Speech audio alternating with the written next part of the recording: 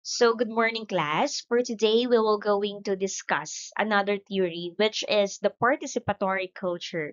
So, this theory is another concept in the field of media and communication studies. So, unlike sa mga napag-usapan natin nung nakaraan, during our previous discussion, such as agenda setting theory, wherein the media has the power to influence the public or the individual and society to perceive a specific idea or information, and also sa cultivation theory na yung television, they have the power to influence the mind of the public on how they perceive the reality.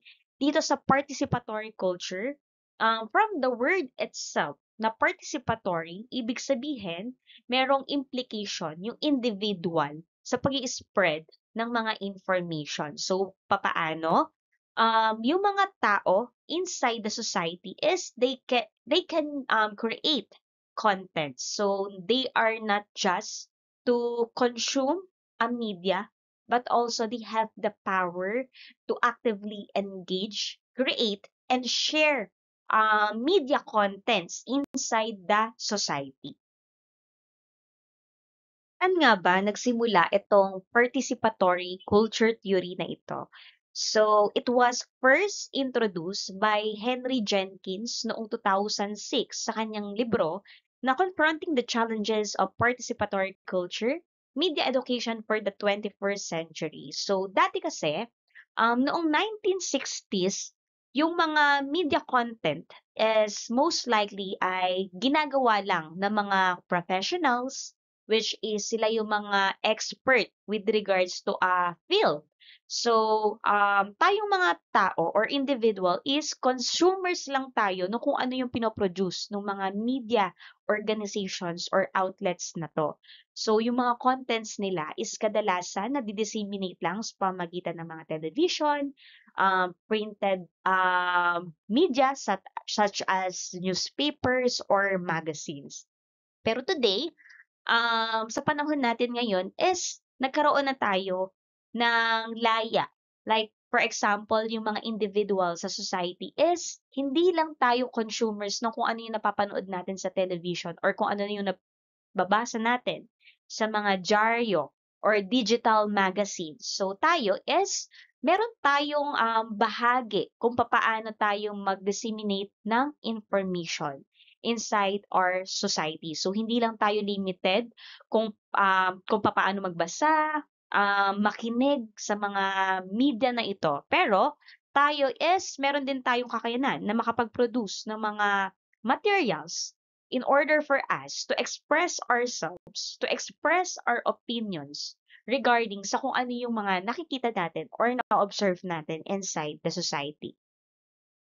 So, pinapaliwanag lang nitong participatory culture na tayo as a tao or individual inside the society, hindi lamang tayo consumers ng isang media. So, tayo ay may kakayanan din tayo na maging creator or contributors ng specific content. And binabasag din nito yung konsepto na tanging yung mga media organizations or yung mga kilala lang natin na television giants yung may kakayanan na makagawa ng mga materials, which is hindi lang tayo ang audience. So, tayo is milaya na rin tayo na makagawa or makakontribute ng content sa society na ating ginagalawan. Hindi lang natin kino-consume yung mga napapanood natin sa television, kung ano yung nababasa natin sa mga newspapers or naririnig natin sa radyo. So, tayo mismo, may kakayanan tayo na mag-create or mag-produce ng mga materials and ma-share natin in public or ma-share natin sa ibang tao. So, in what way ba tayo nakakapag-participate? 'Di ba? Lalo na sa panahon natin ngayon wherein yung mga digital technology is nag-boom na, and also meron na tayong mga social media accounts, meron na tayong mga TikToks, meron na tayong mga YouTube and Facebook. So, etong mga tools na 'to is maaari nating gamitin para makapag-share or makapag-content tayo ng mga ideas and informations. So this communication tool is very vital, lalo na sa society natin ngayon, which is ito na yung form of communication. Nabihira na lang din yung nanonood ng television, bihira na lang din yung nakikinig sa radyo or nagbabasa. So lahat ngayon is puro digital na. So now let's connect this participatory culture in terms of agribusiness management. So, 'di ba, alam naman natin na kapag agribusiness management, focus sila sa farming, focus sila sa agriculture. So, through this, through participatory culture, yung mga individuals na nandito sa field na ito is maaari silang gumawa ng mga videos, ng mga contents with regard sa mga tips on farming and agriculture. So, same way din sa mga nasa field naman ng information technology, wherein grabe na yung paglaganap ng mga technology sa panahon natin ngayon. So, itong mga individuals and experts na nasa field na ito, makaka-participate sila sa society through building a mobile app or kaya pag-create ng mga contents din and materials sa TikTok or YouTube regarding the usage of the informations and technology. Ilan sa halimbawa ng mga content materials in the field of agribusiness is itong YouTube account ni Rafi Kapalaran. So, sino nga ba si Rafi Kapalaran? Isa siyang content creator and all at the same time, isa din siyang teacher sa Cebu City. So, ginagamit niya itong mga digital platform na to, which is the YouTube and Facebook, para mag-disseminate ng informations with regards sa agribusiness. So, as what you can see, yung mga contents na mapapanood natin sa kanyang YouTube account is all about sharing tips with regards sa farming and gardening. So, ilan sa mga video niya is yung pagtuturo kung paano magkaroon ng DIY organic fertilizer, kung paano magpalaki ng mga bell peppers, or paano magtanim ng mga trees using the containers. Ayan. Next one naman, for the field of the information and technology. So, isa sa halimbawa is yung YouTube channel ni Team Ruskika. Siya yung nag-handle na tong Tech with Team YouTube channel wherein 1 million or mahigit 1 million na yung subscriber sa YouTube na ito. So, kung mapapansin natin sa kanyang account is nag-create siya ng mga contents or videos with regards sa mga Python, paggamit ng artificial intelligence, and some tips and tutorials with regards to coding. So, makikita natin na malaking bagay yung mga tools na ito kung paano tayo nagtuturo or kung paano tayo nag-share ng knowledge with other people. So, yung mga students ng Information and Technology Department, you can use this platform in order for you to create a content with regards sa mga basic or beginner-friendly contents na may kinalaman sa mga information and technology. Like, 'di ba, katulad ng nabanggit natin kanina na marami sa mga or talamak na nga, since talamak na nga itong mga paggamit ng technologies and digital platforms, marami sa mga kababayan natin, most especially yung mga matatanda na nagiging biktima ng mga paghahack ng kanilang mga Facebook account. So, paano tayo as a student of the Information and Technology Department, paano tayo makakatulong or makakapag-participate in society? So, tayo, yung simpleng pagpo-post natin ng mga videos or pagkikreate ng content on how to recover your Facebook account is malaking bagay or malaking tulong na ito sa mga tao na hindi sapat yung knowledge with regards to this kind of activities.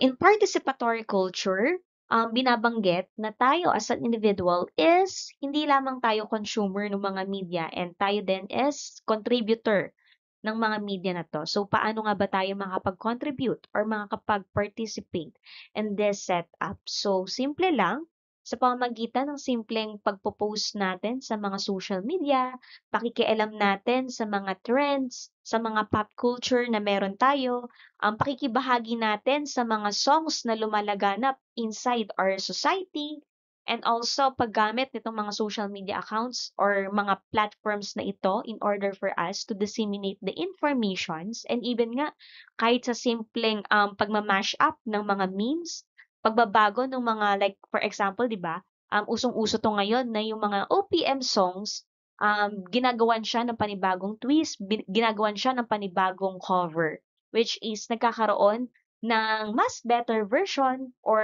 mas nagkakaroon siya ng bagong twist. So, through this, nakikita natin na mas na-engage yung mga tao sa mga media contents na ito. And lahat tayo is nakakapag-participate inside the society. So after we connect this participatory culture in terms of agribusiness and information technology, let's now silipin naman yung lente sa kultura natin as a Filipino. So, di ba tayong Filipino, likas naman tayo na masiyahin. And ang kagandahan lang sa panahon ngayon is yung pagiging masiyahin natin is hindi lang natin siya napapakita through everyday or face-to-face interaction or conversation. So ngayon, pati yung pagiging masiyahin natin is napapakita natin sa social media. So, meron tayong tinatawag na culture or internet culture na nagbo-boom ngayon sa social media. So through this, tayong mga audience is hindi lang natin kino-consume kung ano yung mga trending, hindi lang natin kino-consume kung ano yung mga in na fashion, kung ano yung mga in na dance or music na naririnig natin sa lipunan. So tayo, nagiging bahagi tayo nito kasi nilalagyan natin siya ng bagong twist, nagre-remix tayo, or sinishare din natin sa ibang tao or individual. So ilan na nga lang nito sa halimbawa ay ang Let It Go, na kilalang-kilala, most especially sa mga kabataan, which is theme song siya ng palabas na Frozen. And since medyo malikot nga ang imahinasyon ng mga Filipino is nagkakaroon siya ng memes like inilakip yung picture ni Rufa May Quinto na Go Go Go sa Let It Go.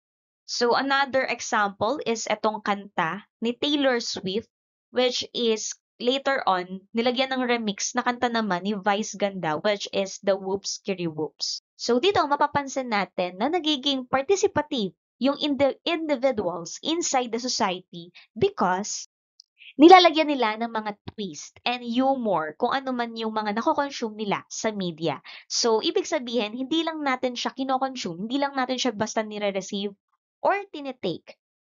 Nagiging creative din tayo kung papaano natin siya i-express artistically.